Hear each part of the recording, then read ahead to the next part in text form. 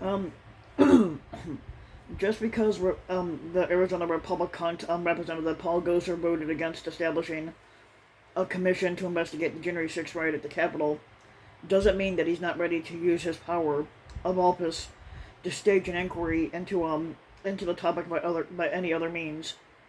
Um, this week, Gosar, a Donald Trump sycophant, all but donned the Sherlockian deerstalker hat, and wrapped himself in a houndstooth cape in his pursuit of the January 6th truth, as he cross-examined FBI Director Christopher Wray during a House Oversight Committee hearing.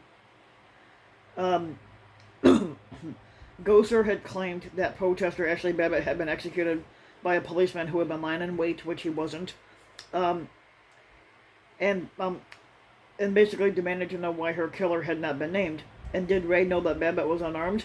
And would Wray approve the release of all surveillance recordings from the Capitol? The release of all surveillance recordings of the suspected pipe bomber, and not just clips anyway. Wray had backpedaled. The Babbitt killing wasn't his case, nor did he control the Capitol tapes, and as for the pipe bomber, he offered that release only a clip was consistent with protecting the integrity of the investigation. But Gosar wasn't really looking for answers as much as he was attempting to portray a governmental cover-up of January 6th. Um, along with Senator Ron Johnson, a Republican from Wisconsin, Representative Louis Gohmert, a Republican from Texas, and pedophile Representative Matt Gaetz, a Republican from Florida, Gosar is one of the leading proponents of a brand of January 6th revisionism that seeks to unsettle the consensus view that frames the Capitol disturbances as a dangerous uprising. And some theorists of this ilk go as far to insist that the riot was peaceful. It was peaceful as a pasture of lambskins, in which it wasn't, and that it was actually Antifa or fake Trump protesters. Nope, this is all Trump supporters. That hammered and so they're trying to claim, oh, it was Antifa and people dressed up as Trump supporters that hammered and beer sprayed the United States Capitol Police. Gosar says the riots were conducted by peaceful unpatriots, which it was anything but peaceful, and that outright propaganda and lies about the day have been deployed against law-abiding U.S. citizens, especially Trump voters, to paint them as political criminals. Dancing a similar move, Johnson has advanced the theory that agents, provocateurs, were behind the violence, which they weren't. Those are people that love this country. Not one Trump supporter loves this country. Johnson said in March of the Rioters that truly respect law enforcement. Yeah, Trump supporters don't have respect for the law. They don't know. And that they would never do anything to break the law. Well, they broke the law that day, you fucking dumbass. This week, Faux News host Fucker Carlson had joined them in January 6th trutherdom with a tangled commentary that proposed that the FBI itself had helped perpetrate the riots. No, they didn't. Excuse me.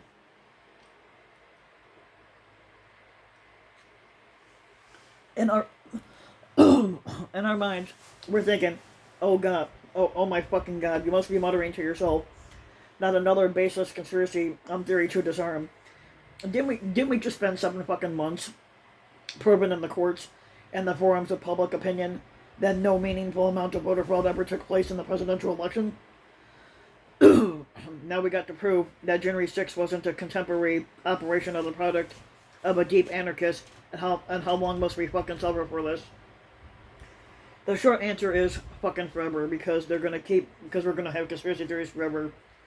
The human appetite for alternative and usually harebrained explanations for why events blossomed the way that they did can never be sated. Oh, you can battle a poison fruitcake ideology like QAnon to the point that it can be contained in a 55-gallon drum and sealed. You can repel one nutter ideal after another, like the Obama birtherism, Benghazi, Sandy Hook, the Katrina levee breach, Bush's foreknowledge of 9/11. A new one will pop up to replace it like a target in an arcade. As long as anxieties about an uncertain future persist, people will devise irrational and inconsistent theories and share them. And some of these people will even be members of Congress. We just have to fucking deal with it.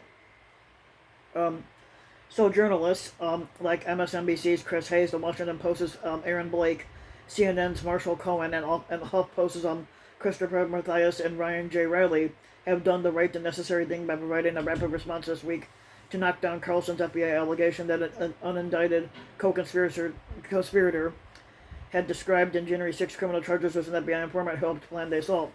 It just ain't so, Cohen wrote. The news article on which Bucker drew his conclusions were based on a flawed misunderstanding of how an unindicted co-conspirator is defined. The federal agents acting with the scope of their duties are never considered unindicted co-conspirators because, by definition, they aren't conspiring with the alleged bad guys. Tulane University law professor Ross Garber had said. One unfortunate thing about these rebuttals is that they will amplify, as some of the Democratic press critics might say, the original fucker rubbish, but how catastrophic is that compared to letting the fucker chicanery go uncontested? If anything, we should be grateful that the January 6 truthers commenced their theorizing as soon as they did before memories hazed and people began the inevitable process of forgetting exactly what happened, that the truthers are active now, and while the Capitol still displays its scars, we have ready access to the information needed to disprove their theories, and it gives us a winning chance to beat back the Gausserian demagoguery and set the record straight. And to cite the recent Thomas Frank reference, there's a Democratic tendency to throw a temper tantrum every time unauthorized voices outside the consensus say things that can't be suppressed by a moderator. But instead of smacking our heads on our desks helplessly, it's better that we seize the opportunity presented by Gozer and his like to shape a better, more accurate portrait of the events of January 6th.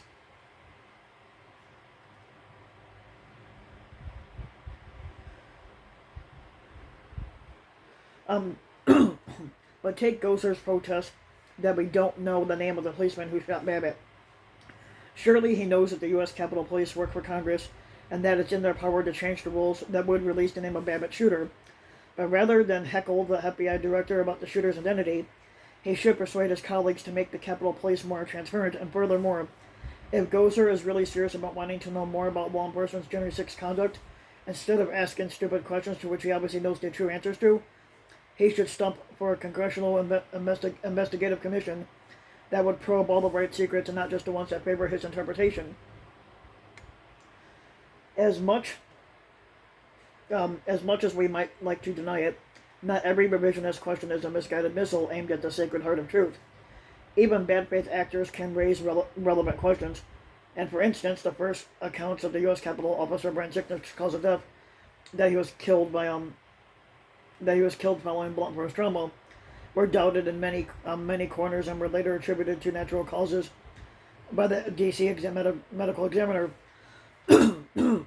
If Democrats are serious about a congressional investigation of the riot, the Democrats must be prepared to follow where the evidence leads, even if it doesn't flatter their present views. And why did authorities miss the warning signs of the violent attack? And why were forces not mobilized to beat back the attack? And what role did Trump play in the passive response? And were the militias working together? Was there inside coordination? How can we prevent a similar riot in the future? And more. As Ryan Goodman and Andrew Weissman write in the Washington Post, the FBI did know enough about the riot in the making before the fact, but they failed to take any action. And there are greater truths still to be discovered about January 6th, and we should take any opportunity we can to pursue them. If Republicans are serious about their revisionism, these topics should rise to the top of their list of grievances and not vaporous fantasies about how the January 6th riot was really a harmless joyride by winter tourists through the Capitol. Unless Republicans change their stripes, fat chance of that, we can never expect the current Congress to answer our questions definitely.